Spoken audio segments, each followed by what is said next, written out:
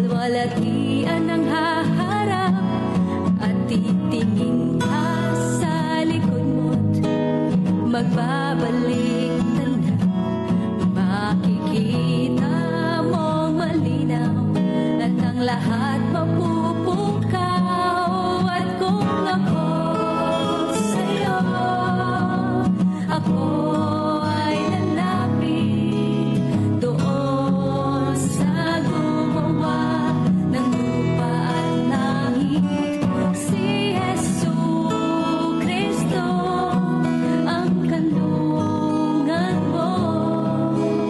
Bukas ang puso niya para sa'yo. Isang pagkakataon ang lumapit sa Panginoong Jesus. Walang hanggang kaligayahan sa iyo'y pararamdam. At kung ako sa'yo, ako ay lalapit doon sa gumawa ng lupa at langit. Si Jesucristo ang kanlungan mo. Bukas ang puso niya para sa'yo. Bukas ang puso niya para sa'yo.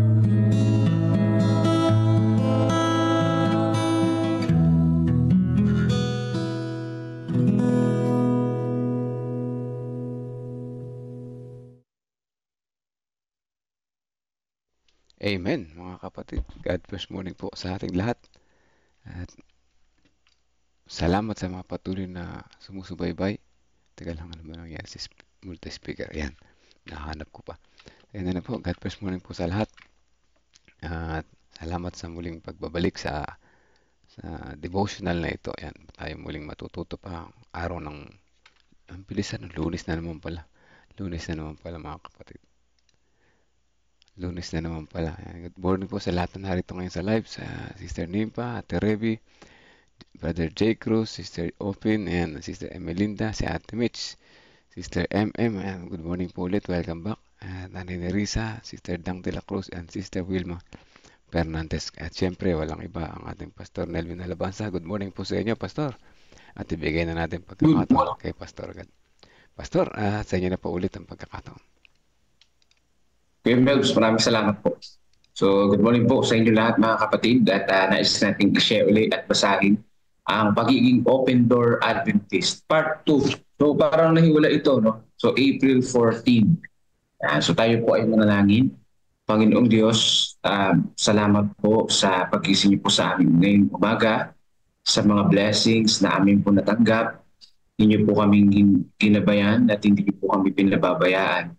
At sa umaga na to, Lord, aming idinadalangin ang aming pong pag-aaral. Inyo po nawa kaming bigyan ng karunungan na nagmumula sa inyo at tulungan niyo po kami na maramdaman ang inyo pong presensya ngayong pong umaga na ito at aming maintindihan itong pagiging Open Door Adventist. Salamat po ng marami, Panginoon, sa pagdinig ng aming dalangin sa banal na pangalan ni Jesus. Amen. So part 2 po ito ng pagiging open door. So may naisingit lang na isang topic. At sa anghel ng iglesia sa Philadelphia ay isulat mo, ang mga bagay na ito ang sinasabi ng banal ng totoo na may susi ni David na nagbubukas at hindi maisasara at walang makakapagbukas.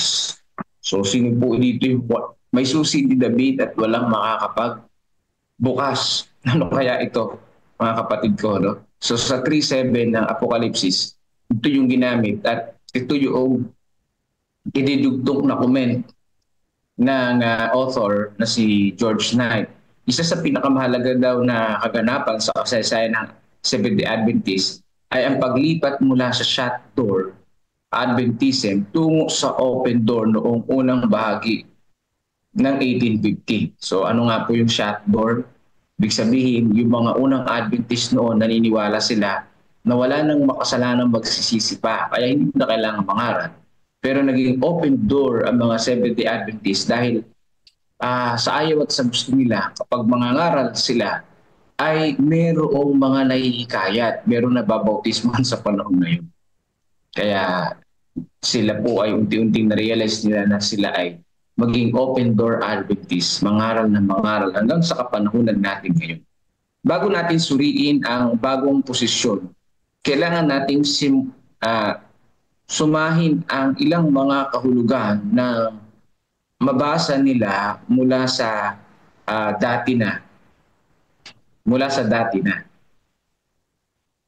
Noong huling bahagi ng 1840s, ang salitang shut door ay may tatlong kahulugan sa kanilang isipan. So ano po yung tatlo na ito? Una, ang promosyon ay nagsara noong October 22, 1844. Grabe, hindi na pala tayo kasama.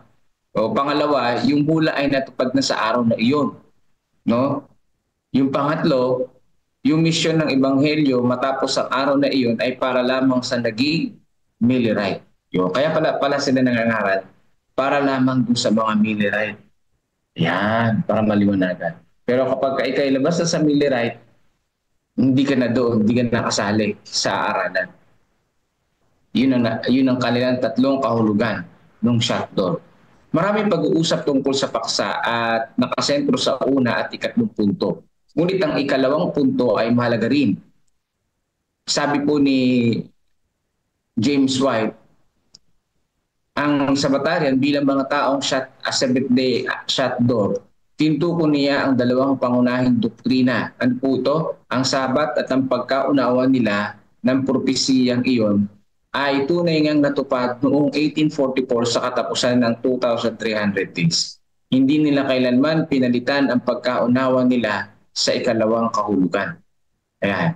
So dito po mga kapatid, ano po yung ikalawang kahulugan? Balikan natin na ang hula ay natupad na sa araw na iyon. Hindi natupad doon. Yung natupad doon, hindi yung second coming, kundi yung ministry of the sanctuary, mga kapatid. No? So baliktad yung nangyari sa kanila. Imbis na sila ay maging open door, naging shut door sila noong 1844. Yung 1844, dulo ng 2,300 days, hindi yun para itigil yung Ebanghelyo sa maraming mga tao, kundi para ipatuloy yung Ebanghelyo. Dahil si Jesus Christ ay nasa last phase na ng ministry na namamagitan sa bawat isa sa atin. Ngunit katulad ng nabanggit natin ng una, ang katuparan ng hula ay malinaw na hindi ang ikalawang pagdating. Yan. Kaya't ang pinto ng awa ay hindi nagsara, kundi lalo pang bumukas. Diba? Yung pinto ng awa. Nakita nila sila ay nagkamali. Yun ang magandang doon. Alam nilang nagkamali sila.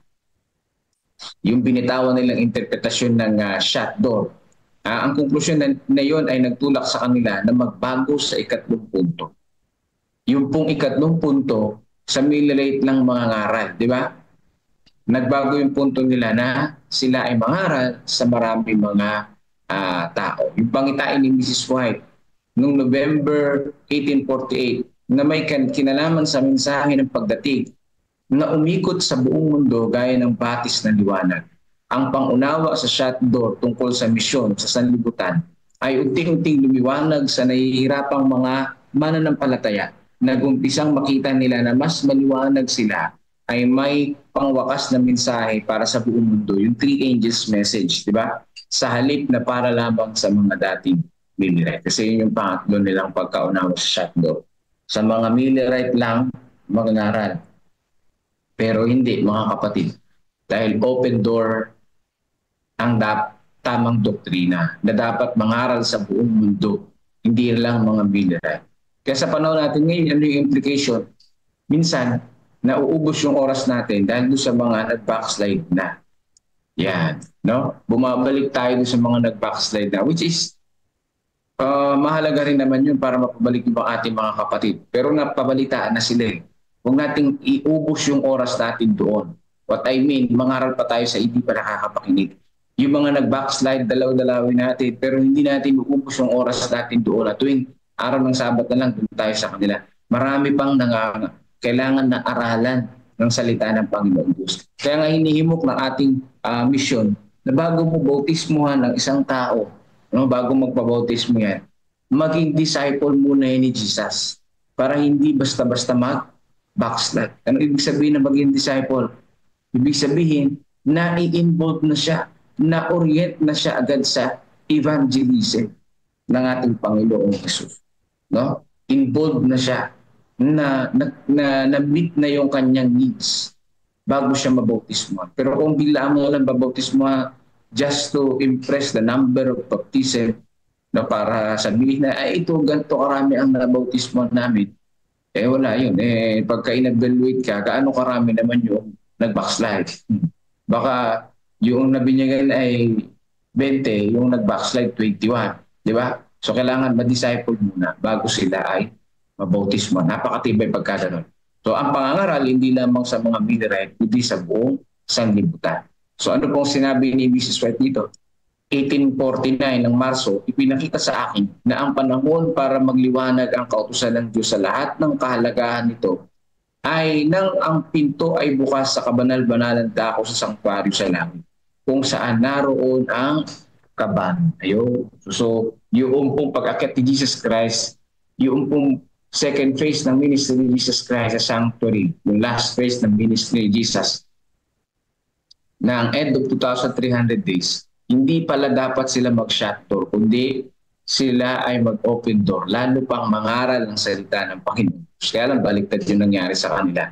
So ayon sa pananaw na ito, noong 1844, si Jesus ay tumayo at isinara ang pintuan ng banal na dako. So mali at binuksan ang pintuan ng kabanal-banalang dako. So yun, isinira ang pintuan ng banal na dako at binuksan yung kabanal-banalang dako. So yung most holy place. Nakita ko na isinara ni Jesus ang banal na dako na walang sino man ang makapagbubukas nito. O kasi yung sanctuary nga pala, dalawa yung kwarto nun, yung holy place at saka yung most holy place. O kaya sinara yung holy place dahil pumunta na si Jesus Christ sa most holy place at binuksan niya ang pintuan ng kabanal-banalan at walang sino man ang makapagsasara nito kundi si Jesus lang. At sa pagbubukas na iyon ay dumating ang mga pananaw sa bagong mensahe ng Sabat at mga kaugnay na propetikong paksa na sa huli ay magdadala sa mga Sabatarian sa malalayong sulok ng lupa. Patungo sa misyon, ang Adventismo ay hindi na kailanman pa magiging gaya ng dati. Hinaharap nito ang isang bukas na pintuan ng misyon na taglay ang mensahe na kailangang marinig ng sanlibutan bago ang pagdating ni Jesus sa mga alapaap. So yun ang pinakamagandang realization, mga kapatid. Mangaral muna, ibahagi ang mabuting balita bago dumating ang ating Panginoon sa alapaap. Buong mundo na ang nakapakinig ng warning.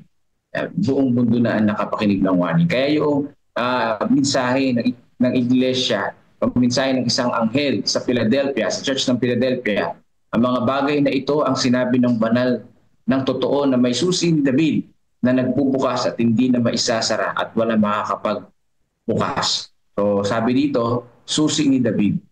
Ayan. Ibig sabihin, offspring ni David. Walang iba kundi ang ating Panginoong Jesus.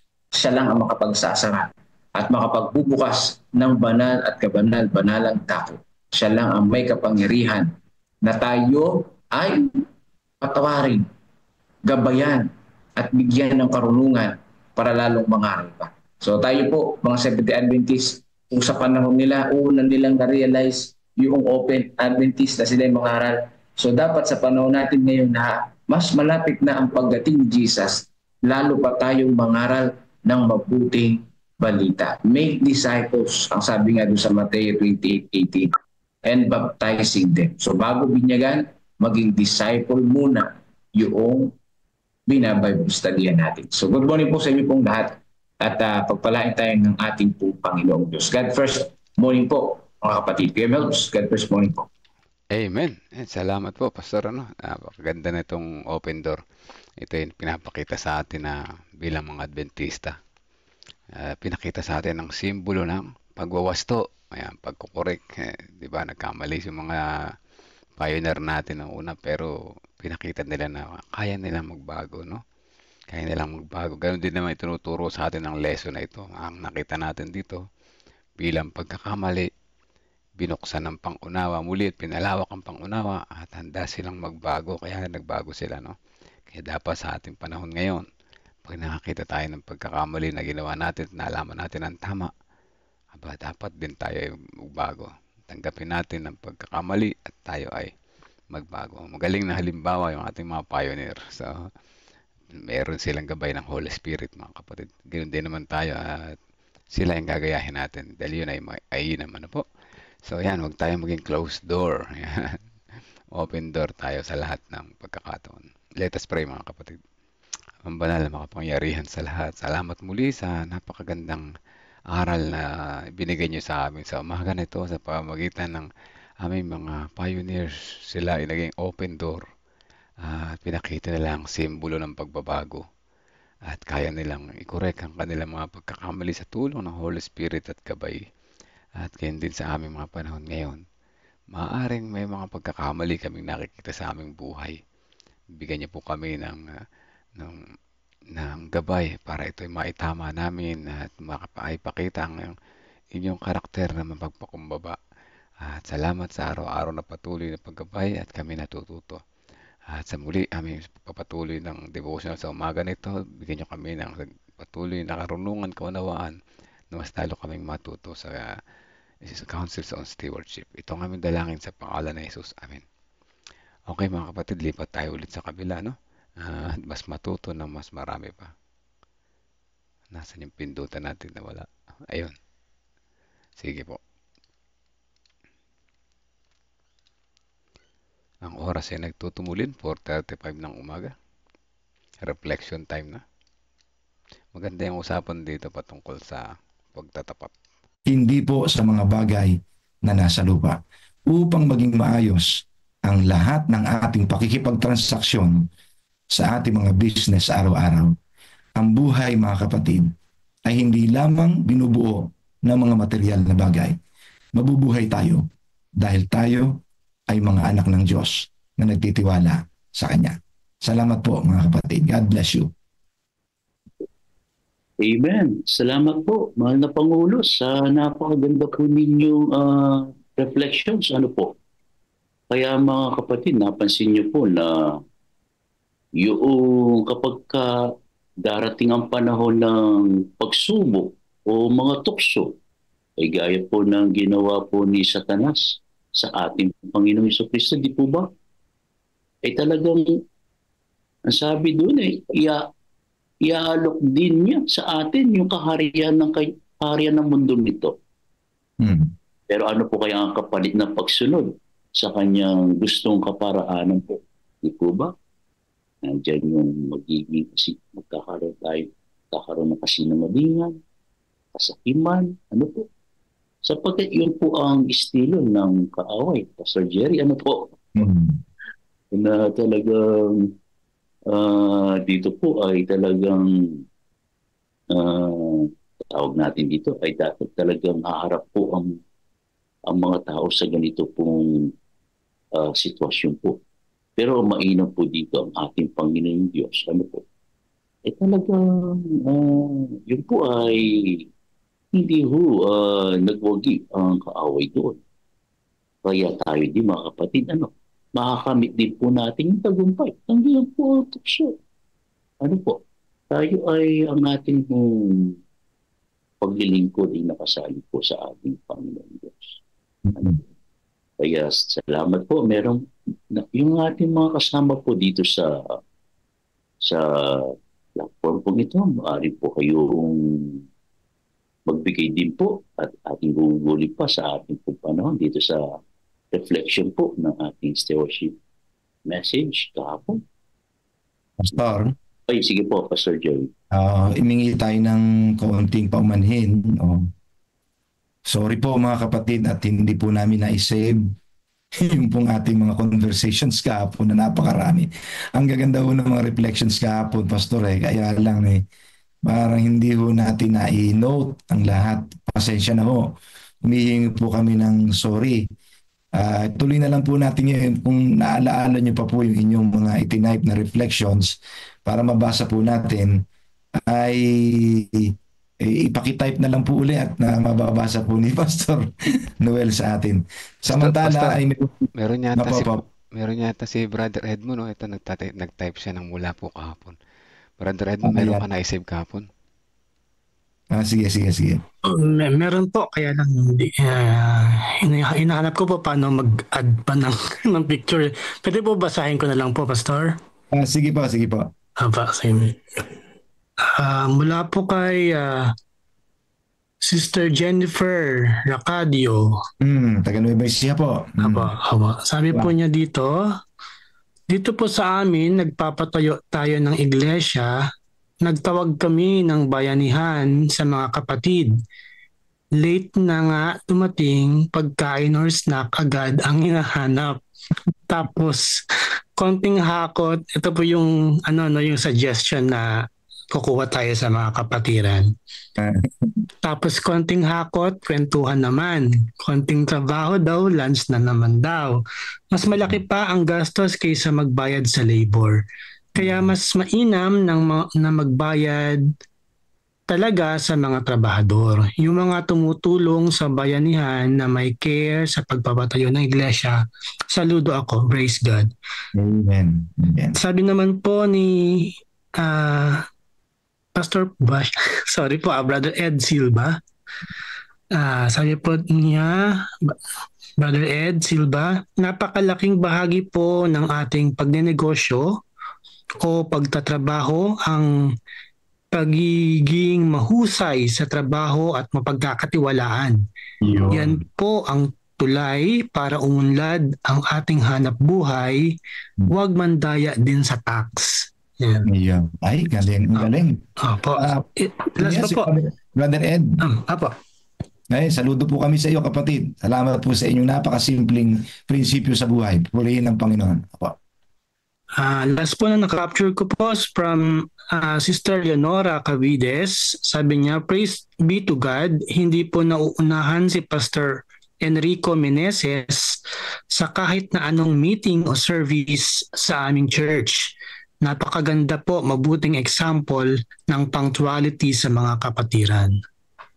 Amen. Thank you po sa inyong commendations at sa inyong pagtitiwala sa mga manggagawa. Pastor Noel, meron ditong PM nag-PM sa akin si Sister Net Lazaro. Hindi ko alam, ang intention siguro nito ay para sa ating meeting group chat, pero na-PM niya ako. Pero babasahin ko po. Sister Net, pwede po ba? Pastor Jerry, pakibasa po. Thank you po. Ate Net, babasahin ko po para sa inyo. Ang kaaway, ang sabi niya, ay sobrang tuso. Ano pati ang ating Panginoong Kristo ay tinukso sa mga kayamanan ng sanlibutan. Samantalang hindi naman siya ang nagmamayari nito. Kaya po sa atin ngayon, ang panunukso ng Diablo ay sa mga material na bagay at salapi. Alam naman natin, salapi ang ugat sa kasalanan o yung pag-ibig sa salapi ang ugat sa kasalanan. Mas minamahal na ng tao ang mga possessions, positions, and professions. Mga kayamanang sa Diyos di naman nanggaling. Mas minamahal ang ginawa kaysa ang gumawa. Amen. Ito yung highlight ng sinasabi talaga ni Sister White. No? Mga kapatid, maging superior priority natin, yung tinatawag na superiority of the right principles. Yan. Salamat po. Pastor, tuloy tayo. Basahin natin kay Ate Marilyn Dasoy. Palagi ko si Pastor Dasoy ito. Po. Ay, hindi po, Pastor. Naalala ko na rin po pala, Pastor, na huwag na lang po basahin yan kasi nga ang sabi nga pala sa Bible na pinapasikat ng Panginoon ang araw sa mabuti at masama. So, sorry, Pastor, naalala ko po yun. So, galing talaga sa Panginoon yun. Salamat po. Salamat po. Ganito ho, para ho maging maliwanag na ito, balikan ho natin yung prinsipyo. Ano yung prinsipyo? Ano yung katotohanan?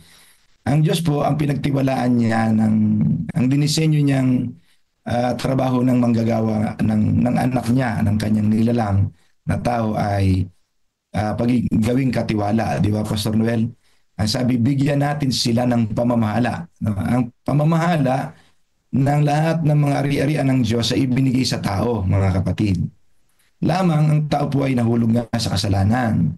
Dahil siya ay naniwala sa salita ng kaaway, ang salip ng tiwala ay sa salita ng Diyos, nahalagay po ang tiwala sa kaaway, lalo sa panunukso nga po. So since then mga kapatid, madalas na ang tao po ay natutukso. At karamihan po ng hanggang ngayon, karaniwan ng mga tao ngayon ay natutukso ng kaaway. At ang isa hong malaking tukso niyan ay mapaniwala tayo na siya rin ay may kakayanang magbigay ng mga blessing. Kaya ang ginagawa natin mga kapatid, sa halip na tayo ang nangangasiwa, ipinangangasiwa natin doon sa may kaaway ng Diyos. Pinangangasiwa natin. Ayan. Sa halip ng Diyos ang nangangasiwa at tayo po ay nagpapasakop lamang sa Diyos na may-ari ng lahat, dahil siya ang may-ari ng lahat ng bagay, siya ang may-ari ng langit at ng lupa at ng lahat ng naririto. Siya ang may-ari ng ginto at pilak, ipinagkakatiwala po sa atin ng Diyos yan. Ang masakit ngayon dahil natutokso tayo sa ano ng kaaway, sa kanyang prinsipyo na I will give you all these things, I will give. Nagpapanggap na meron siyang kakayanang ibigay. Ayun, ang nangyayari, parang tila nga na may kakayanan siyang magbigay. Kasi yung dapat na tayong nangangasiwa, hinahayaan natin siyang mangasiwa. At ito ngayon mga kapatid, ang nangyayari, yang mga ginagawa niya ngayon, pinangaakit niya rin po sa mga iba, na lalo na sa mga taong hindi superior ang prinsipyo ng Diyos ang may-ari ng lahat at ang Diyos ang dapat na unahin. Kaya mga kapatid, kaya hindi natin pwedeng sabihin na kaaway ay may kakayanan ding magbigay. Wala mga kapatid, wala. Tayo, pinangasiwa lang natin sa Kanya dahil natutokso tayo sa Kanya mga pangungusap. Amen po. Amen. Amen. Time check. 4:45 a.m. mga kapatid. God first morning. So, ang mga kapatid natin ay po bang nagtataas ng kamay dyan para sa ating reflection muli? Dahil po ay Google. May access, Pastor, may access ka ba sa Facebook? Baka yung ating mga kasamahan, si Brother Melvin at saka si Brother Edmond na sumisilip po sa ating live sa YouTube at saka po sa FB. Baka pwedeng magbasa tayo doon ng konti habang mga kapatid ay hinihintay natin magtaas ng kamay. Okay, sige po.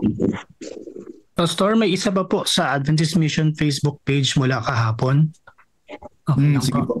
Sige. Sabi, sa Adventist Mission po ito pinadala, si Sister Leonora Cabides po nagbabalik. Ang sabi po niya, Amen po Pastor, ako po ay isang retired teacher sa public school, ngunit hindi po ako nahihiya na ipakilala ang aking sarili bilang isa SDA sa pagkain man, sa hindi pagpasok ng araw ng Sabado o sa pagnanakaw ng oras. Ang nanay po ni Dr. Marisa Berhines ay isa sa mga aming naging principal dito sa KC1. Sinusulatan po niya ako upang pumasok ng araw ng Sabado, ngunit nanindigan po ako na huwag pumasok ng araw ng Sabat. Nangyari nga po na napangasawa ni Dr. Marisa si Pastor Israel Berhines at ito po ang naging dahilan upang maaralan at mabinyagan si Mrs. Hizon na nanay ni Dr. Marisa at siya po ay nakasama namin sa pagsamba. Amen. Yan. So nahikayat na rin si Ma'am Dison. Yan po ay taga sa amin. Actually, Brother Edmond, sa kaalaman ng lahat, yan po ay distant relative po namin. Yun ang mga naunang mga Adventist sa aming lugar. Yan. Salamat po sa pagbasa, Ma'am Nora. Salamat po. Meron dito, Pastor Noel, nababasa mo ba yung kay Sister Maria Lorena de Dios? Maganda rin po yung kanyang concern. Opo. Basahin ko po mga kapatid. Ang sabi ni kapatid na Maria, may mga nakikita tayong mga kapatid na umuunlad ang buhay dahil nagtatrabaho. Magkamisan, may mga nagsasalita na parang masama ang umuunlad at iniisip nila na ito ang kanilang priorities, ang material na bagay. Hindi ba pwede sila ipinagpala din ng Panginoon sa paggawa ng kanilang mga kamay? Totoo naman po yun, mga kapatid. Kaya ang Panginoon ay hindi po siya exclusive ang kanyang nagbibigay nga po siya ng mga bagay na yan, mga kapatid. Alam nyo, maliwanag naman din po sa Biblia yan, no? Anumang masumpungang gawin ng iyong kamay, gawin mo ng buong lakas mo. Yung masisipag na mga tao, ma-Adventist at hindi, pinagpapala talaga ng Diyos. Sinabi ng Diyos yun mga kapatid, hindi pwedeng Adventist lang po tayo na hihintay tayo ng pagpapala ng Diyos. Wala naman tayong ginagawa. Hindi pwede ka, mga kapatid. Sama-sama po yan. Excellent work, pagiging masipag, tamang pamamahala, disiplina sa paggastos. Sama-sama yan, mga kapatid. Ang tawag po dyan ay stewardship. At kapag talaga yan ay ginawa natin, ay kahit paano yung maangat naman ho ang ating pong kalagayan sa buhay. Sundin lamang po natin ang magagandang mga prinsipyong itinuturo ng Panginoon, mga patnubay ng mga counselors, mga magagaling na mga financial counselors natin sa church. And then, put God first. Yun po ang pinaka-superior sa lahat. Put God first in all your businesses at hindi tayo pababayaan ng Diyos. Hindi madamot ang Diyos, mga kapatid. Tapauunlad rin tayo ng Panginoon kasi panukala po talaga ng Diyos yan. Panukala yan sa atin. Naisulat na po yan sa Deuteronomy chapter 8, Pastor. Napakaliwanag po ng promise ng Panginoon. Hindi lang po sa mga Israelites yun, sa atin din po yun. Mga kapatid, para sa atin din po yun. Na tayo ay gagawin niyang ulo, hindi buntot. Tayo ay hindi mangungutang, kundi tayo magpapautang. Sabi diyan, huwag niyo lamang kalilimutan ng Diyos. Ang sabi po doon, huwag niyo lamang kalilimutan ng Diyos. Na siya ang nagbibigay sa inyo ng lakas at ang kakayanang kumita o kakayanang kumuha ng mga bagay na kanyang ipinangakong ibibigay din niya. So, huwag natin kalilimutan yan, mga kapatid. Tama ka dyan, Sister Lorena. No? Sister Lorena, salamat po. Next. Ito pa po, Pastor Jerry, sa Adventist Mission. Ito po ay galing kahapon po ito. Galing kay Imelda. Pastor Noel, yung pong galing sa Adventist Mission, yung nabasa ko na po kanina. Nabasa niyo na po. Thank you, Father. Thank you po. Si Sister Imelda Diego po yung bago ngayon. Ito. Okay. From Imelda Diego, ang sabi na po, Happy God First Morning, everyone. Amen po, Pastor Jerry. Ang Panginoon ang siyang naging pangunahing prioridad sa ating buhay. Ang hanapin ang kanyang kaharian at kalwalhatian at pawang lahat idaragdag niya sa atin. Sa tulong ng banal na Espiritu, tayo ay kanyang ginagabayan sa ating mga gawain upang magtagumpay. Tayo po ay lumakad na kasama si Kristo sa araw-araw na buhay upang huwag tayong mawaglit sa kaligtasan, na ipahayag ang mabuting balita sa buong sanlibutan. Ang nilakaran ng ating Panginoon Jesus, ang siya ating lakaran. Kapag ang Panginoon ang siya nagbibigay sa atin ng lahat ng ating mga pangangailangan, kapag siya ang ating inuna, talaga naman po ang kanyang biyaya ay sumasagana sa lahat ng oras. Dapat siya ang maging sentro ng ating buhay. Ang ipahayag ng mabuting balita sa buong sanlibutan. Ang magkaroon po tayo ng maalab na relasyon sa ating Panginoon Jesus. Ang manatiling nakakonekta, magtiwala,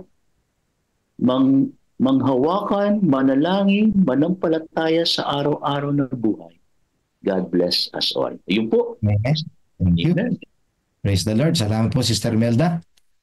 Okay, Pastor. Kung wala na po tayong, ito pa, meron pa isa. Jesse Anthony. Ang sabi naman po ni kapatid na Jesse, Amen po, Pastor. Pati oras, wag sana para, ulitin mo nga po. Amen po, Pastor. Pati oras, lang sana para Diyos nakawin, kung sa trabaho ibinibigay po kahit Jesus, ibigay din natin. Yun. So, Ang ibig sabihin, Pastor, ano ibig sabihin? Ang ibig sabihin niyan, sinasabi ng kapatid natin, pati yung oras doon natin ay huwag nating nakawin.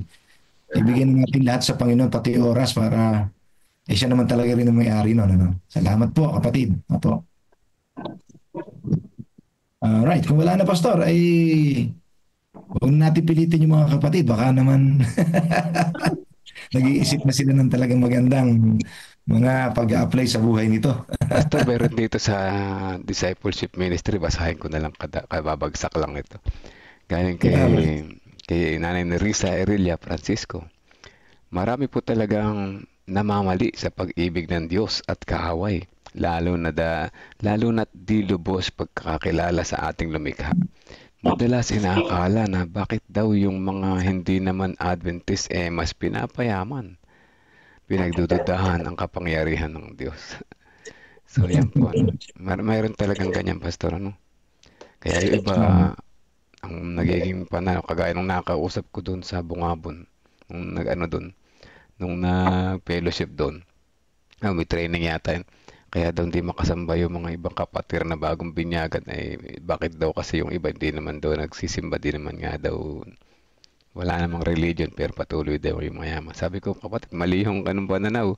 Mas maganda yung sa langit tayo mag-ipon ng kayamanan kaysa sa lupa. No? Kasi ang Diyos ay just.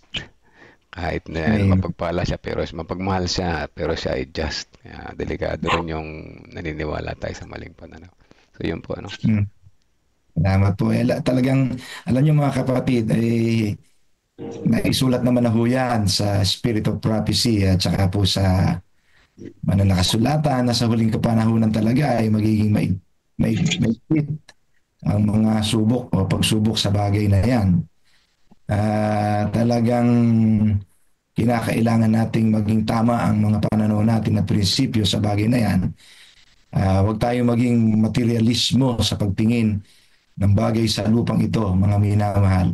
Bagamat kalooban ng Diyos na tayong lahat ay pamahalain ng mga bagay na ito na nakikita natin sa lupa, wag sana tayo magtuon ng pansin lamang doon sa mga bagay na material. Palagi nating pagtutuunan ng pansin, higit na dakila ang nagbibigay kaysa mga ibinibigay. Higit na dakila ang nagkakaloob kaysa mga kaloob. Yun ho ang importante. Pinapahalagahan natin ng higit yung giver kaysa gift. Amen. Sa mahirap man at sa mayaman. Yeah. Right. Okay, so time check po tayo. Kanina po as of 4:54 a.m.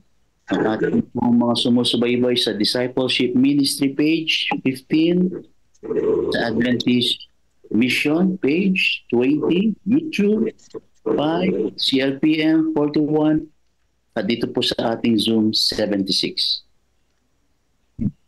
Praise God po. Purihin ang ating Panginoon sa ating mga sumusubaybay sa programa po ng God First Morning. Salamat po. Pastor.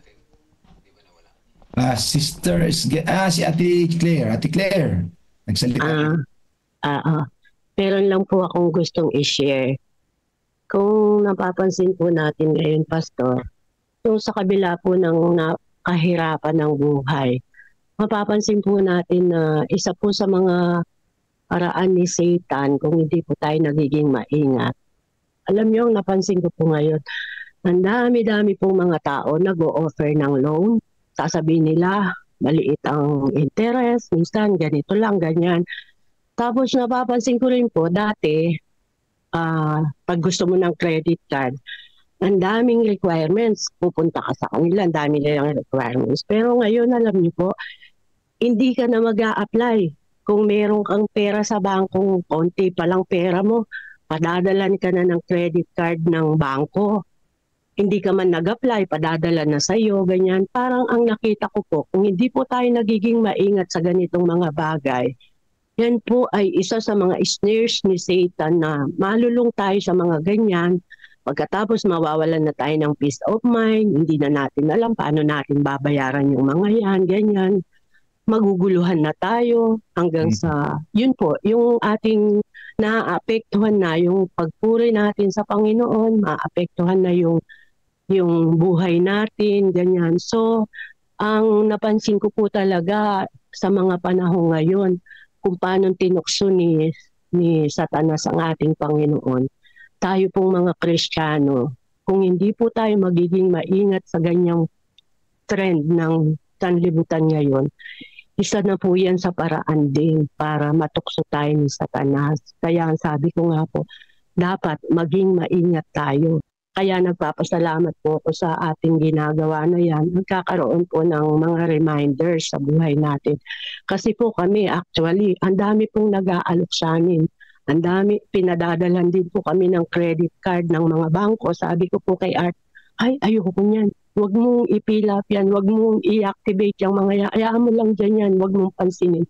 Kasi po yun nga po, kung papansinin po natin at papatulan natin yan, ay masisira na po talaga yung budgeting natin, yung ano natin. Kasi po, pag may credit card ka, pupunta ka sa mall, kaskas ka na lang ng kaskas ka ng kaskas. Hanggang hindi mo alam, ang dami na pala. Tapos darating na yung problema sa'yo. Paano ko ba ito babayaran? Ganito, ganun. So yun po, ang nakita ko po, yan po ay isa sa mga paraan ni Satanas ngayon. Bakit? Nagkalat ngayon yung mga yan, mga nagbibigay ng loan, nagkalat yung mga ganyang padadala ka ng mga credit card, which is nung unang panahon po, parang ang hirap-hirap pa mga mag-apply. Kung gusto mo ng credit card, ang hirap-hirap pa nga mag-apply. Ngayon, di ka na nag-a-apply, binibigyan ka pa. So yun po, kailangan talaga po na maging maingat tayo kasi isa po sa paraan yan para magulo yung ating pagiging Kristiyano. Salamat po. Amen. Thank you, Ate Claire, sa paalaala. Pastor Noel, naalala ko tuloy yung experience namin. Ate Claire, related po dyan sa sinabi mo, ay marami na lumapit sa amin nung nasa union po kami, pamilya namin. May mga kapatid na humihingi ng mga counseling tungkol sa bagay na yan. Kasama po yan sa mga seminars and training natin sa stewardship, no? Handling credit cards, no?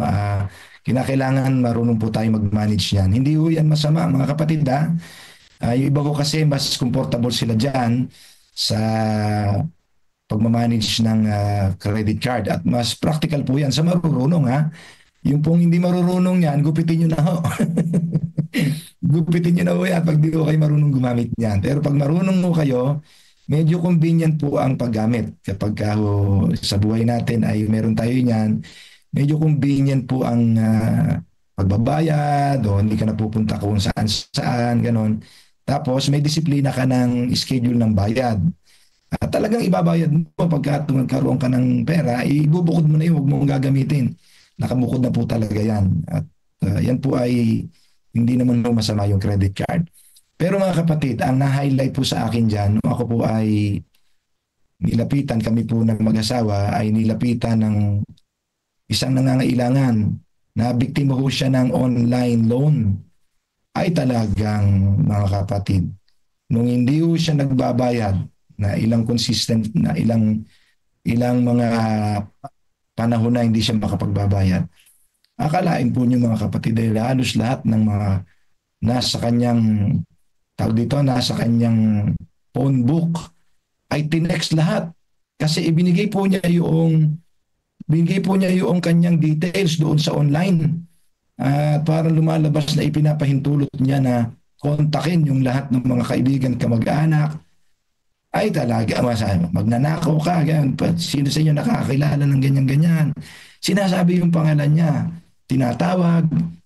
Ayan, pati kasi nga ho ay hindi nag-ingat sa bagay na pag-uutangan o maaaring kulang sa pamamahala.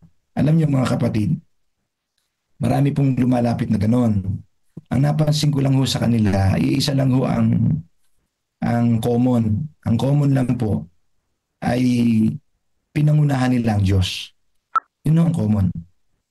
Yung common denominator nila ay sa halip na sila ay magtiwala sa Panginoon, pinagtiwalaan nila yung kakayanan nilang isustain yung kanilang pangangailangan. Yun ho ang nakita kong common denominator. Pagka pinangunahan talaga natin ng Diyos sa kaya niyang gawin sa buhay natin at hindi tayo nagtiwala sa Kanya, gagawa tayo ng sariling hakbang na yun ay ikapeperwisyo natin. At kung sakaling tayo man ay nasablay sa mga maling desisyon na makapasok tayo sa ganyan, wag ho kayong mawawalan ng pag-asa.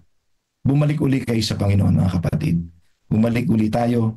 Alamin uli natin ang basic, paano tayo mamamahala, at tayo ho ay muling ibabangon ng Panginoon. Wag lang ho natin siyang iiwanan. Muli natin siyang balikan, ilagay natin siyang muli sa una, sa ating pong kinasasadlakan. Put God first. At tayo ho hindi pababayaan ng Panginoon. Ibabangon po niya tayo sa ating mga kinasasadlakan. Kaya wag ho tayong mapatokso sa kaaway na ihuli natin ang Diyos. Palagi natin i-consider palagi na ang Diyos ay may kanyang paraan sa ikabubuti natin. Huwag natin panghimasukan ang kakayanan ng Diyos na tayo po ay kanyang bitbitin at provide sa lahat ng ating pangangailangan. Salamat po. Pastor, dumadami na, umuusok na Amen. ito. Opo. Kaya nga po, Pastor Jerry, kaya tinatawag tayong patuloy na maging tapat na katiwala. Ano po?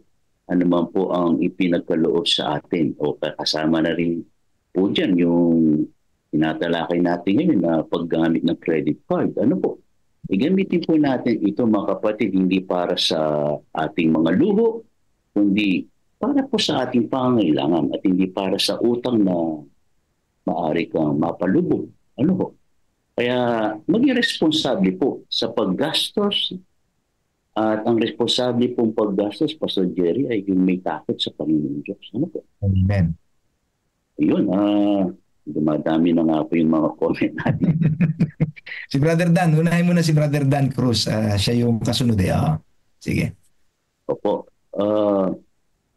Ang sabi po ng ating kapatid na Dan, naniniwala po tayo na ang Panginoon ay Diyos ng kaayusan, kaya anuman po ang panukalan at gawain sa Kanya po nating ipagkatiwala. Maayos po ang magiging resulta. God first morning po sa ating lahat. Amen. Praise the Lord. Ang credit card, sabi ni kapatid na Ed Silva, ay delikado pero nakakatulong kung may disiplina tayo at may karunungan tayo mula sa Diyos. Isa lang po yung tool pero delikado. Okay? Salamat po sa comment. Happy God first morning, ang sabi po ni kapatid na Jennifer Racadio. Happy God first morning po, mga kapatid.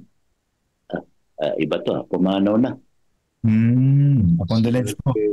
Condolence po, Joel Ledres dito sa Cabanatuan Church. Isama po natin sa prayer ang kanyang family, mai-comfort sila ng banal na spirit. Okay, Brother Edmond, pakisama mo ito sa list tayo pag-pray natin mamaya. Salamat po, kapatid po. Yun. Okay na po. Wala na. Pastor, pakilala mo na yung ating speaker. Opo, bago po magsalita ang ating speaker, si Pastor Cyrus Binigas, stewardship message, siya po ay nakasign sa Zambales, sa Eritrea. Ano po? Siya po ang ating po mahunguna, ipagdito niya sign mula sa Council on Stewardship. At bago yun po ay atin na pong panoorin ang stewardship video, makakatulong po sa atin. Maraming salamat, Pastor Noel. Maraming salamat po sa inyong lahat, mga kapatid, sa lahat ng nag-contribute sa ating mga reflections, purihin ang ating Panginoon. Brother Melvin.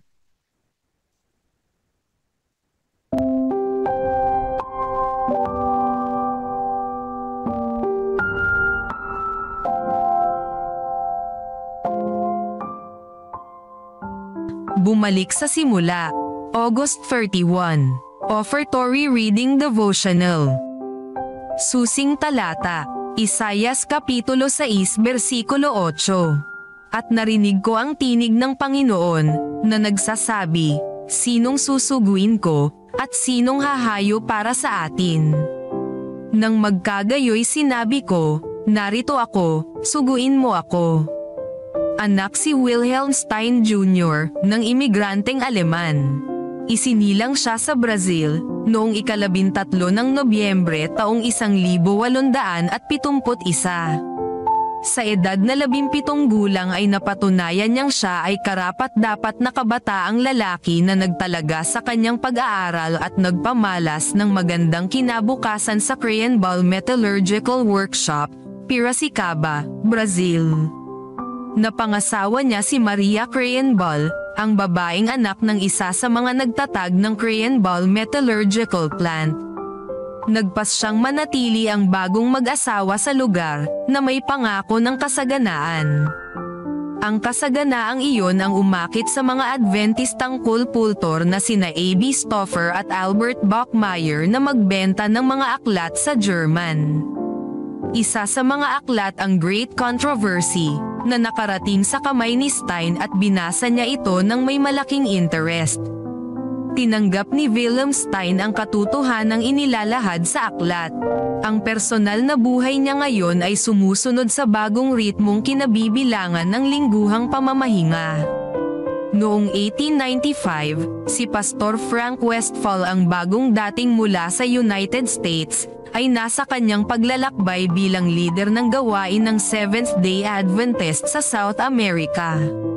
Narinig niya ang tungkol kay Stein at nagpas siyang dalawin siya.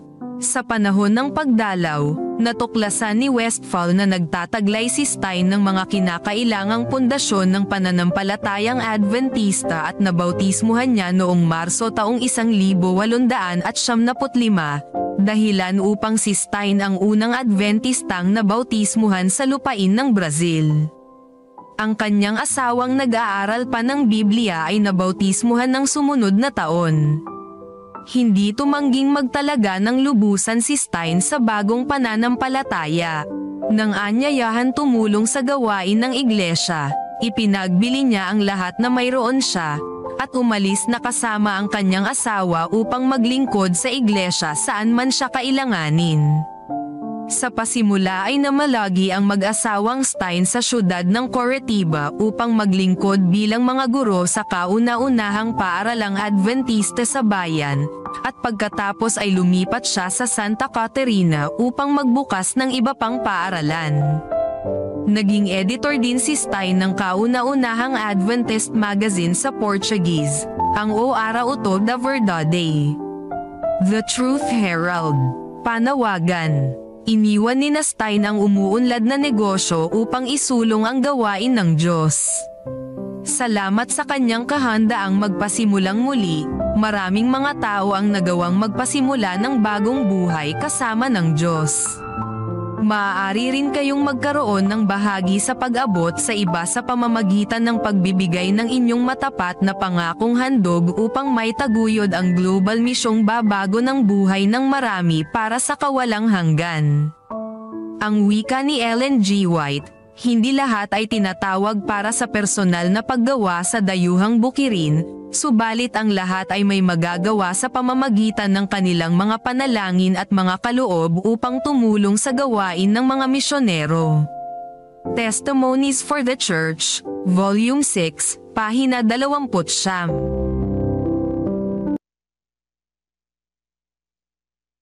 Amen. Pastor Cyrus. Okay na po. Gandang umaga po sa lahat mga kapatid. Ito pong ating pag-aaral na dito po sa chapter 29 ng Councils on Stewardship. Ang pamagat po natin ay The Registry in Heaven's Ledger. Bago ko po ilahad ang mga refleksyon dito, ito mga kapatid ay ang background nito ay mula ako sa banal na kasulatan sa aklat ni Nehemiah chapter 5, ng Nehemiah chapter 5. Ang patungkol ho sa karanasan ng mga Israel, ito yung panahon na ang Israel ay nakapanumbalik na, bumalik na sila mula sa pagkabihag, bumalik na sila sa Jerusalem, na kung saan ang nangasiwa sa buong Israel ay ang lingkod ng Panginoon na si Nehemiah.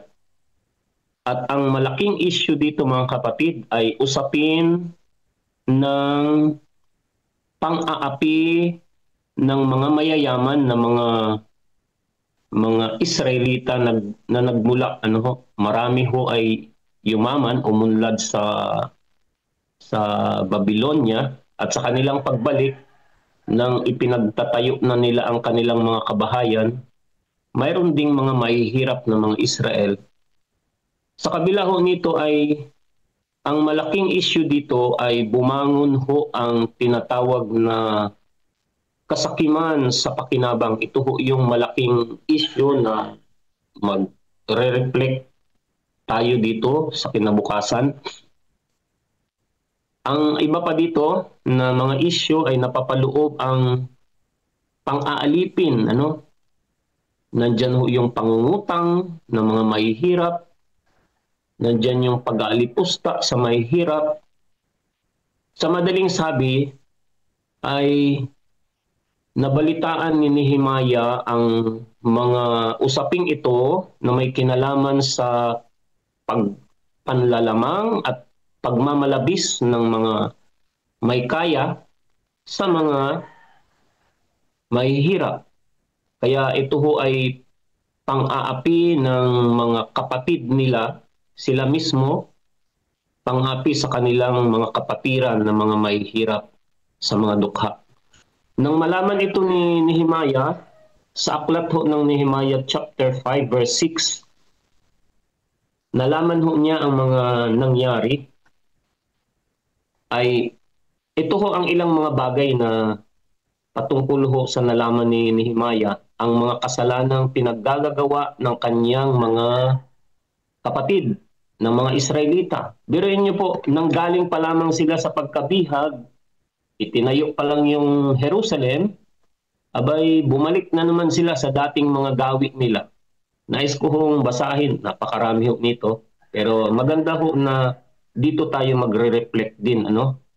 Nandito ho yung malalang kadustaan sa hinaharap ay nakita ni Nehemiah, ang patuloy na mga kakulangan sa kaalaman, ang pang-aalipin, malupit na pang-aapi, mapang-aping ugali ng paniningil sa mga utang, pangingikil ng mga mayayaman. Nandito din ho yung pagsamba, bagaman malaya na sana sila, ay nandun ho yung pagbalik nila sa pagsamba sa mga Diyos-Diyosan, mga pagpaslang, nagpapatuloy pa rin sila. Ang iba pa ho dito ay ang mga kaupahan ng manggagawa sa trabaho ay pinatataas. Yung mga may kaya habang nag-a-apply ng trabaho, yung mga may hirap ay mababa ho ang kaupahan. Ang pandaraya, ang panlalamang, pandadahas, pang-aapi, pagmamalabis, mga patungkol sa luho, pangingikil, pagkonsente sa kasamaan, kawalan ng katarungan. At dito ho sa bagay na ito, itong kawalan ng katarungan ay dito ho ay nag-alab ang galit ng Panginoon sa kawalan ng katarungan, paninikil sa mga mahihirap, pagsisikap ng pananamantala at mga pandaraya, pagpapakasasa sa pakinabang. Kaya itong mga bagay na ito mga kapatid ay nabalitaan ni Nehemiah at dito ay nag-alab ang kanyang galit. Ang sabi ho sa Nehemiah chapter 5 verse 6, sabi niya, ako'y galit na galit ng aking marinig ang kanilang daing. Yung daing ng mga dukha, nang marinig niya, sabi niya, sobrang nagalit si Nehemiah at ang mga pagtutol na ito. Kaya bumangon ho ang kanyang galit. Ang sabi nga doon ay ito'y lalarawan ng isang banal na pagkagalit. At kung kaya sinaway ho ni Nehemiah ang mga mayayaman. Actually, sabi dito ay bago niya sinaway. Tinipon niya, pinatawag niya at inalam kung totoo. Pansinin niyo ang magandang likas ng pagiging leader ni Nehemiah. Nag-alab ang kanyang galit, pero pinigil niyang sandali upang maliwanagan kung tama ba ang kanyang narinig. Ay pinatawag niya ho ang lahat ng mga mayayaman. Tinipon niya, at nang sila'y matipon, ay inusisa niya nang malaman niyang totoo ang sumbong at totoo ang nabalitaan niyang pangyayari sa kapaligiran. Ay ang sabi doon, pinagalitan niya, pinagsabihan niya sila. At ang dito ho sa 6 at 7, pagkatapos Nehemiah chapter 5, pati ho ang 7. Pagkatapos na pag-isipan ito, pinaratangan ko ang mga maharlika at ang mga pinuno at sinabi ko sa kanila, kayo'y nagpapatubo maging sa inyong sariling kapatid. Ayan.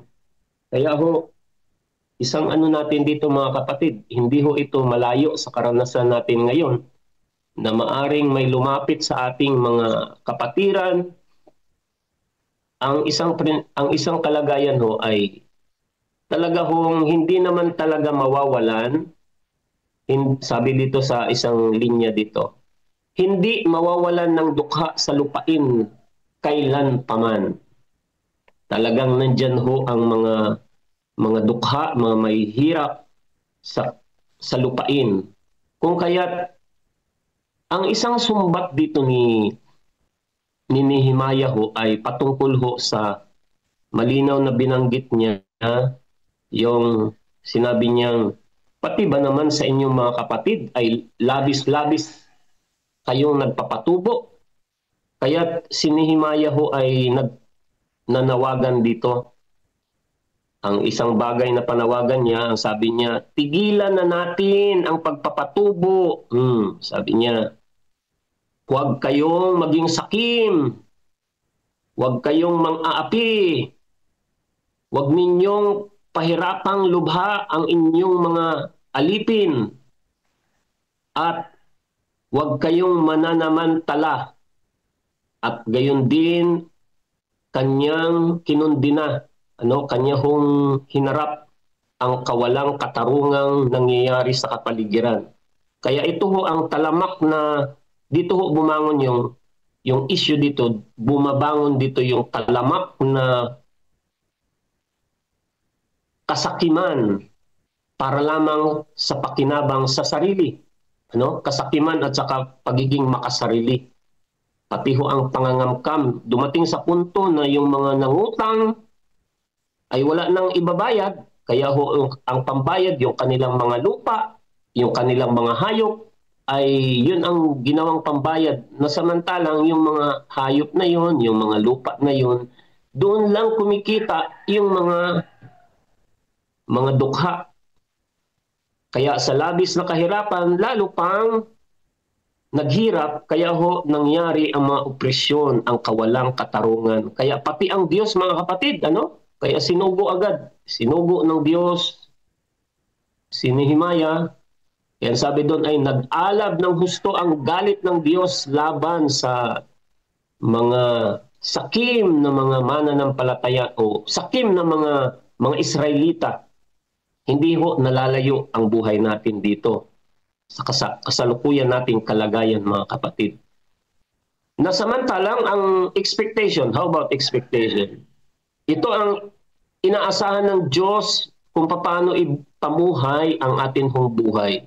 Tandaan natin, lahat ng mga gawa natin sa buhay na ito ay nakaharap ang lahat. Tayo ho ay inuusisa ng Diyos ang bawat mga sambahayan na kumikilala sa Kanya. Pinagmamasdan niya. At ang inaasahan ng Diyos sana sa Kanyang bayan, lalong-lalo na ho ay una, sila'y maging, sabi dito sa verse, Nehemiah chapter 5 verse 9. Ang sabi ni Nehemiah, kaya't sinabi ko, ang bagay na inyong ginagawa ay hindi mabuti. Ayan, sinumbatan ho niya. Ano? Sumbat sa kasamaan. Hindi ba nararapat ito hong expectation sa bilang bayan ng Panginoon? Ang sabi niya, hindi ba nararapat na kayo'y lumakad na may takot sa ating Diyos upang maiwasan ang pag-alipusta ng ating mga kaaway na bansa? Gayunpaman ako at ang aking mga kapatid at ang aking mga lingkod ay nagpapahiram sa kanila ng salapi at butil. Kaya ang kanyang huling tawag dito, tigilan na natin ang ganitong pagpapatubo. Kaya malaki hong bagay mga kapatid ay hindi natin maiwasan na lahat tayo dumarating sa punto na maaring naubusan tayong pera, mapapabilang tayo doon sa mga nangangailangan.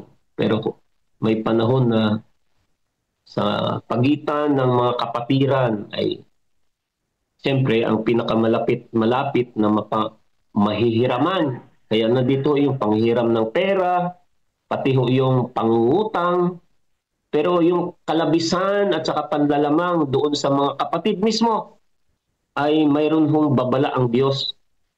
Kaya yun ho ang binanggit na ikapapahamak. Ngayon ho, sa huling bahagi ng ating araling ito ay basahin ko ang ilang mga refleksyon naman o mga napapaloob dito.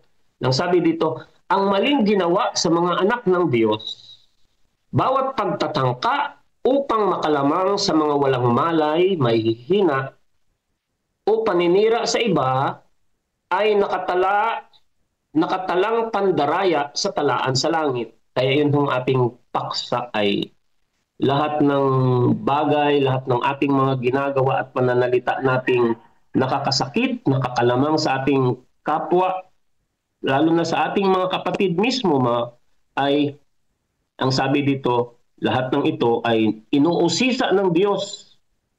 Ito ay itinatala na mga pandaraya sa talaan, doon sa langit. Kaya ang lahat ng ating mga gawi ay nakatala doon sa talaan sa langit.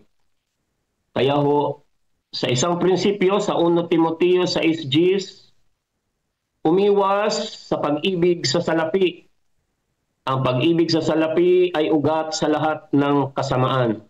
Kaya yung prinsipyo na ito ay kinapapalooban kanina noong issue na bumabangong kasakiman sa pakinabang para sa sarili.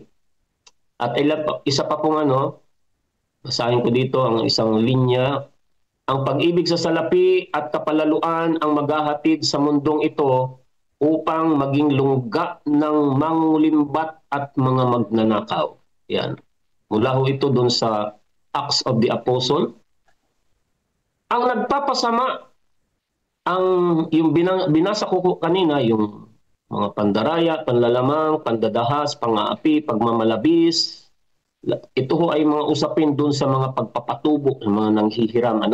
Nanghiram ka, pinatubuan, ang laki-laki. Alam niyo ho, yung assignment ko ho noon mayroon akong, inassign ako noon ng CLC doon sa Cavite, somewhere in Cavite.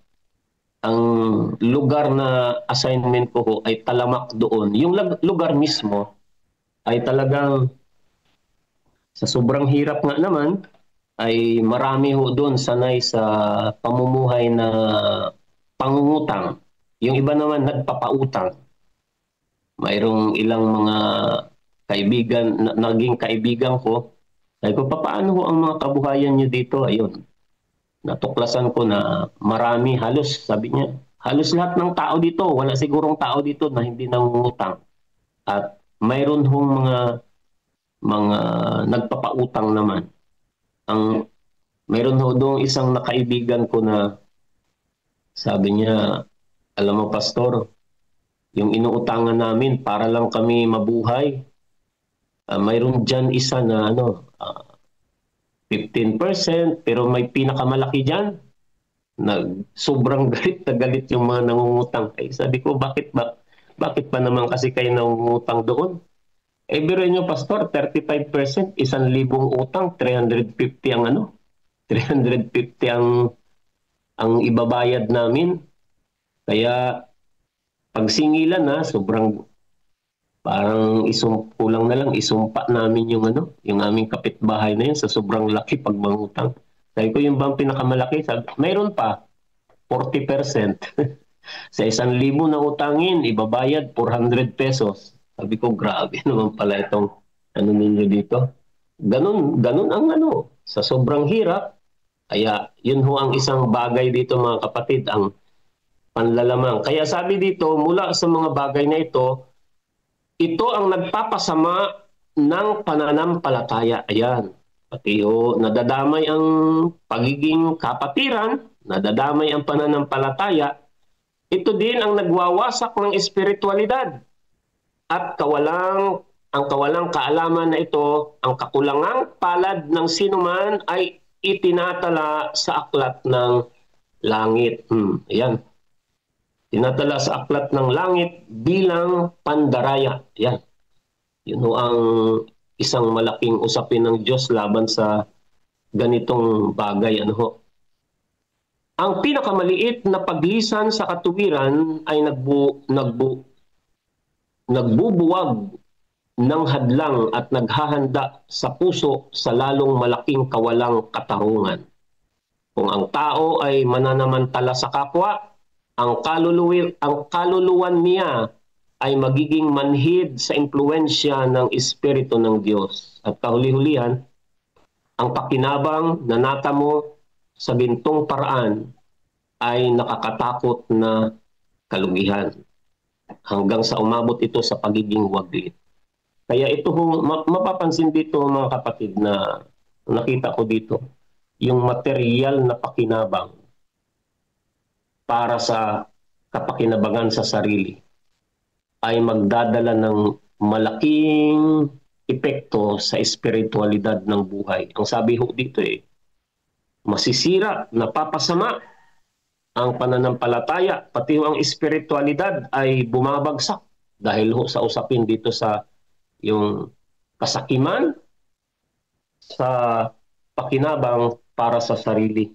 Kaya mga kapatid, inaasahan tayo ang isang bagay, ulitin ko ho, ang adhikain ng Diyos.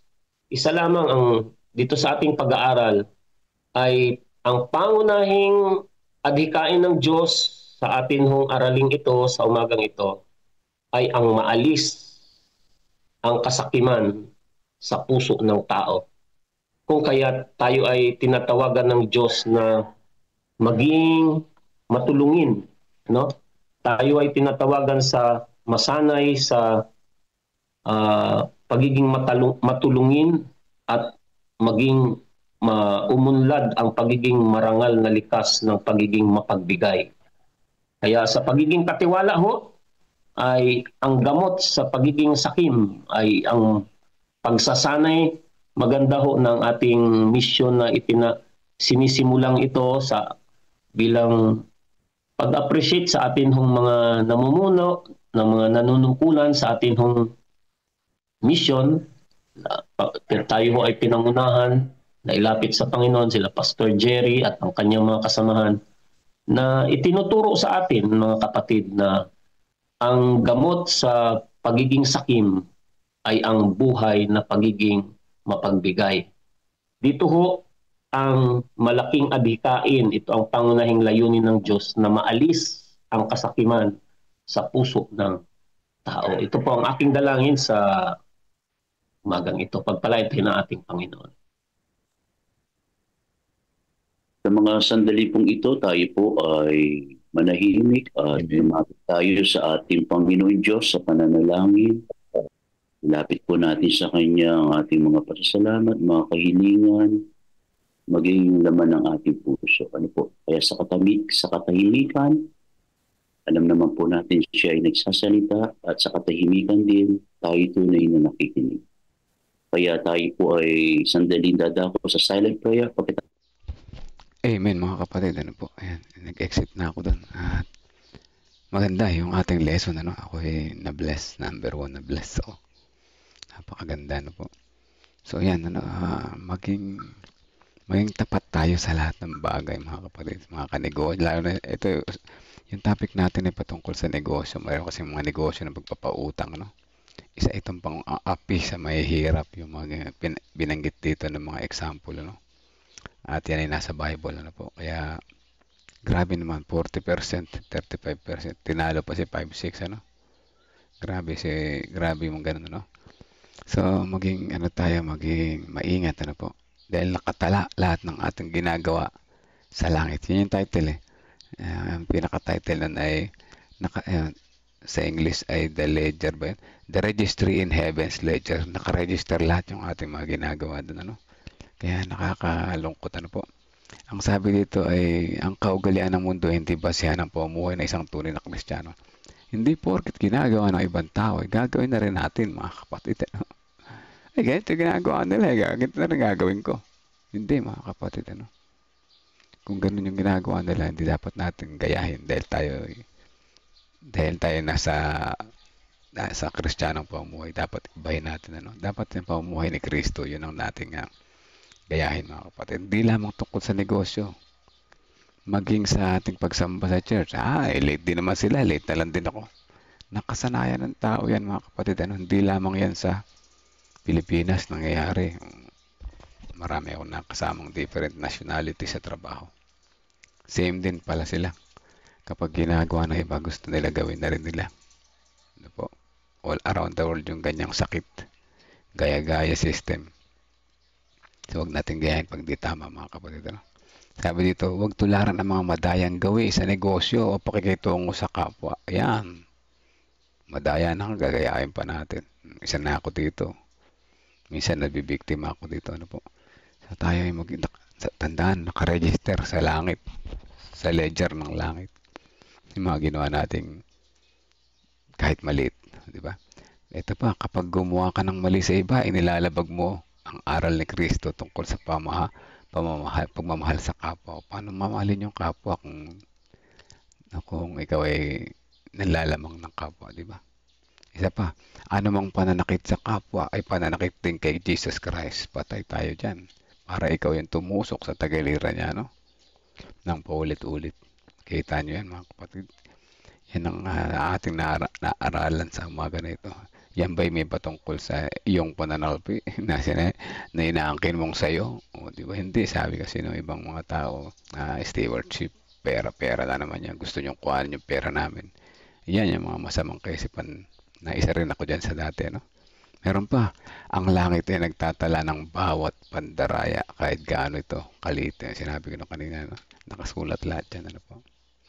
Ito pa, mas pipiliin ng matuwid na tao maghirap ng tapat kaysa yumaman sa kasamaan ng babae. O nga naman, kung ating isipin, mas okay pang mamuhay ng mahirap at tapat kaysa na mayayaman tayo dahil sa maling pamamaraan. Di ba? Di ba? Nakita natin to, di ba? Dahil pagdating na Jesus, tayo rin naman ay magkakaman ng kayamanan na hindi natin mabilang. Ano? Ang maliit na kasalanan ay nagsisimula sa malalaking pagkakamali, mga kapatid. Sa muna simula ay malaki sa maliit, di ba? Kaya mag-ingat po tayo, mga kapatid. Napakaganda ng lesson na ito sa totoo lang. Kapag nasanay tayo manlamang, hindi na natin naramdaman ang udyok ng banal na espiritu. Grabe.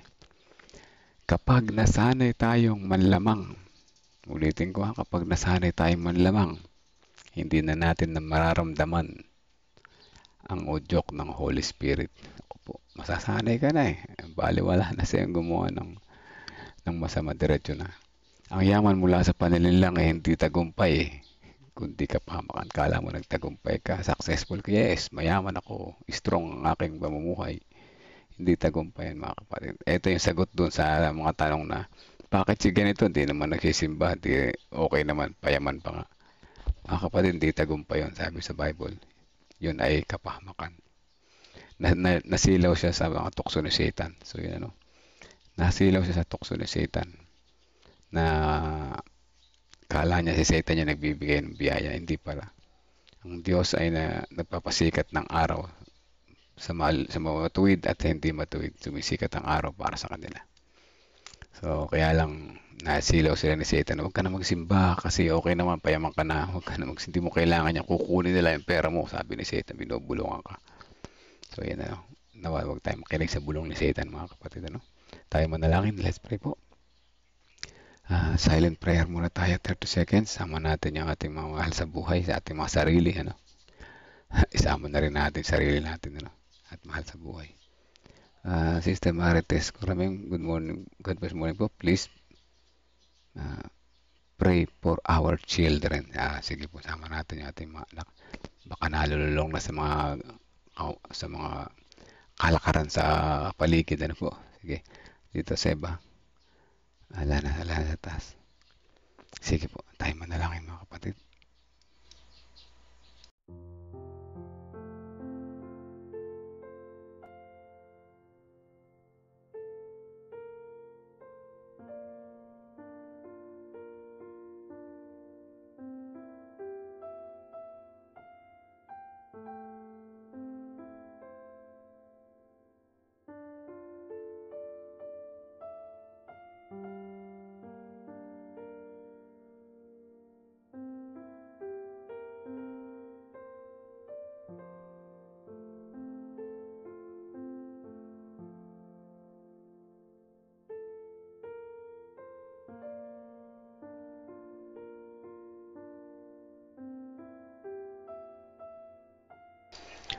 Let's pray po mga kapatid. Amang banal na makapangyarihan sa lahat, sa umaga na ito, lubos po ang aming pasalamat sa inyo. Unang-una sa wonderful blessings ng another day, another hope, another chance na kami ay makasama ka namin muli sa maghapon na ito. Salamat sa napakagandang aral patungkol sa talaan ng aming mga ginagawang mali sa libro ng kalangitan. Nawa ang aming mga naisa-isang mga puntos na ito na hindi magandang kaugalian, kasanayan, ay unti-unti namin maalis sa aming buhay sapagkat mas masaya mamuhay ng mahirap at tapat kaysa sagana na punong-puno ng kamalian ang aming ginagawa. Salamat sa pagkakataon na ito'y aming matutunan at maitama namin habang may oras pa ang aming mga kamalian na pinaggagawa. Tulungan nyo kami na wag namin mai-adapt ang maling kasanayan na ginagawa ng aming nakapalibot, ng mga tao nakapalibot sa amin. Bagkus mas lalo namin sundin ang inyong kalooban na maging tapat sa lahat ng bagay. Dakilang Diyos, salamat sa pangunawa, salamat sa karunungan, salamat po sa inyong pagmamahal. Sa pagpapatuloy na aming panalangin, narito ang aming mga kapatiran. May mga prayer request po kami, o dakilang Diyos. Sama-sama namin itong hinihiling sa inyo. At ito na ipagkaloob nyo sa amin ayon sa inyong kalooban. Dalangin din namin ang prayer focus ng CLPM. Ang CLPM headquarters, o dakilang Diyos. Kasama na rin ang mga prayer request doon sa nakalista sa kanila. Kasama namin ito sa panalangin na habang binabanggit nila ito inyong dinidinig. Dalangin din namin ang aming mga kapatiran dito sa discipleship ministry na mga prayer warriors. Nananalangin kami, may mga kahiling kami para sa aming mga gawain sa churches, sa aming mga pamilya, sa aming mga anak, gayon din sa aming mga mahal sa buhay, at higit sa lahat sa aming hanap buhay at pagiging tapat at sa aming mga kalusugan. Kasama namin sa panalangin ang sambahayan ni Ate Rebe, ang sambahayan ni Sister Rosel, kasama na si Brother Ramon sa kanyang pagpapagaling, ang sambahayan ni Sister Nimpa sa Tabacaw, yung kagalingan kay Auntie Ching Manikis, at gayon din ang patuloy na paggabay kay Sister Jasmine Manikis, at gayon din ang kanyang mga kaanak sa ibang lugar. Ang sambahayan ni Brother J. Cruz, yung kanyang mama, good health para kay Mama Irene Elvan Buena. Gayon din ang work ni Sister Jellyby Kutay Kantare. Gayon din ang kanyang request na makapagtrabaho siya ng nararapat para sa kanya. Pagkaloob po ito ayon sa inyong kalooban. Ang sambahayan ni Sister Josephine Mercado, ang buong Peñaranda Church. Ang sambahayan ni Sister Emelinda Judilla, ang kanyang mga mahal sa buhay. Ang sambahayan ni Ate Mitch, ang kanilang pinansyal na pangailangan para sa kanilang pag-aaral ng kanyang mga anak. Ang sambayan ni Sister MM Ganoria kasama ng kanyang mga mahal sa buhay ang kanilang kalusugan. Ang sambayan ni Nanay Nerissa kasama na si Brother Reynaldo Eusebio. Ang buong family, si Veronica, kasama, palakihin niyo po siyang mabait at nakikilala kayo. Kasama namin sa panalangin si Sister Liway Y. Erilia at si Romnick Erilia. Nawa patuloy niyang makilala kayo na pinakamabuti o dakilang Diyos. At ang sambayan ni Sister Dang de la Cruz kasama ng kanyang mga personal prayer request. Ang sambayan ni Sister Wilma Fernandez. Ang sambayan ni Sister Vicky, Sister Teresita Ladia, Sister Sweetie Burgos Lopez, Sister Mildred. Ang sambayan ni Sister Mary Ann Manalastas. Ang kanyang mga kahilingan, ang kalusugan ng pamilya, ang kanilang pangkabuhayan, ang kanilang pananampalataya o dakilang Diyos ay niyo pong samahan. Ang sambayan ni Sister Helen de la Cruz Malyari, ang kanyang prayer request para kay Ma'am Carmen at kay Doc Partida sa kanilang kalusugan, at kagalingan naman kay Sister Melba Yenson. Ang sambayan ni Sister Nancy Suba, ang kanyang pong pamilya, ang kanilang hanap buhay o dakilang Diyos, ang kanilang matatag na pananampalataya. Ang sambayan ni Sister Shirley Rosa Cinto, kasama ng kanyang mga mahal sa buhay. Ang sambayan ni Sister Gina Salazar, si Ma'am Femi, si Ma'am Rachel Suarez. Ang sambayan ni Sister Belinda Salvania, Sister Des Flores, Kuya Melchor, Kuya Monching, Kuya Narsing Canlas. Ang sambayan ni Sister Marites Kurameng, kasama na ang Kampugo Church. Ang panalangin niya para sa aming mga anak o dakilang Diyos. Ang aming mga anak ay lumalaki na nakikita ang sanlibutan. Nawa makilala nila kayo ang aming dapat nagkakayahin. Gamitin nyo kami ng mga magulang para maging magandang halimbawa po sa kanila. At nang sa ganun sila lumaki na kayo ang kanyang kasama at mas piliin kayo versus sa alok na paninilang ng kaaway. Dalangin namin ang sambahayan ni Sister Elizabeth Erese. Gayon din ang sambahayan ng sa buong pamilya ng Kutay Cantare de Guzman o dakilang Diyos. Salamat po sa pagdinig sa aming mga panalangin. Patawad ko saan kami nasumpong nagkulang at nagkasala. In Jesus' name we pray. Amen. Amen. Amen mga kapatid. Ano po? Sakto lang sa music yung ating prayer na tapat sa dulo. Kutay Cantare de Guzman. Ano po? Ito yung kaanak siguro ni Brother J. Cruz kasi sinama niya yung nakalista sa akin dito yung si Jubilee ba? Nawala. Nasa taas lang konti. So anyway, welcome po sa mga kasama natin dito sa mga Kutay Cantare de Guzman. Ano, idadagdag po ang aming iglesia na sana maging matatag po sa mga pagsubok. Ano po iglesia nyo, sister o brother? Ano pong iglesia nyo po? Sasama natin po dito para ipapanalangin natin. Alam nyo, maraming mga, kahit dito sa amin, sa aming district, ano, talagang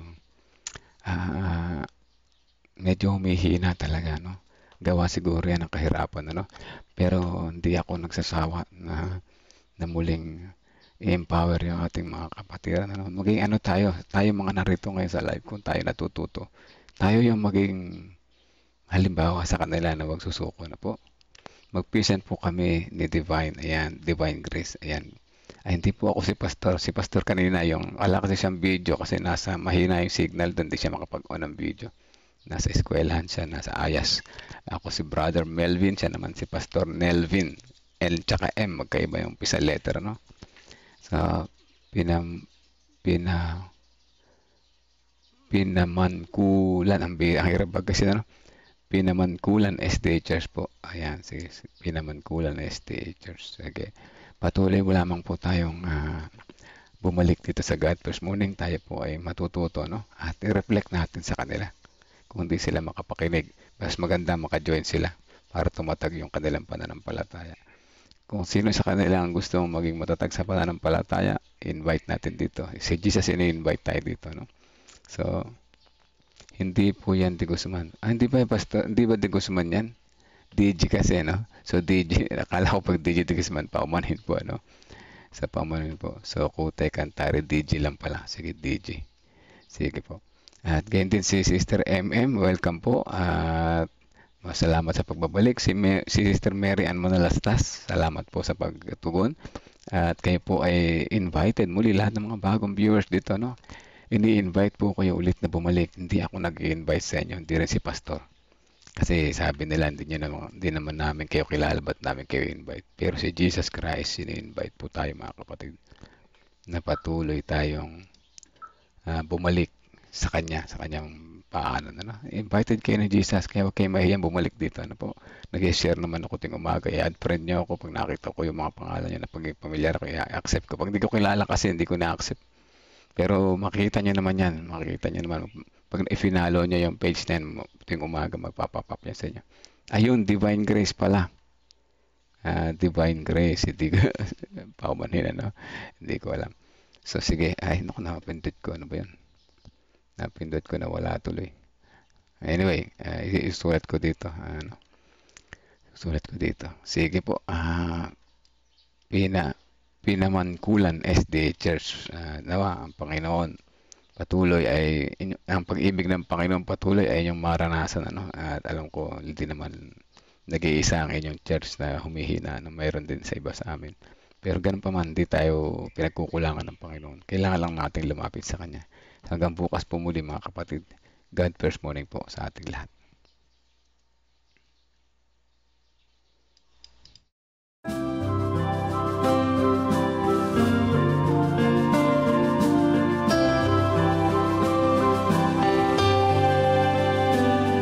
I hear the voice of Jesus calling. My answer is, I will go. I see the need of people crying. My answer is, I will go. I go to share the message of love. I go to share the blessed hope. But if I get discouraged, I call to Jesus' help.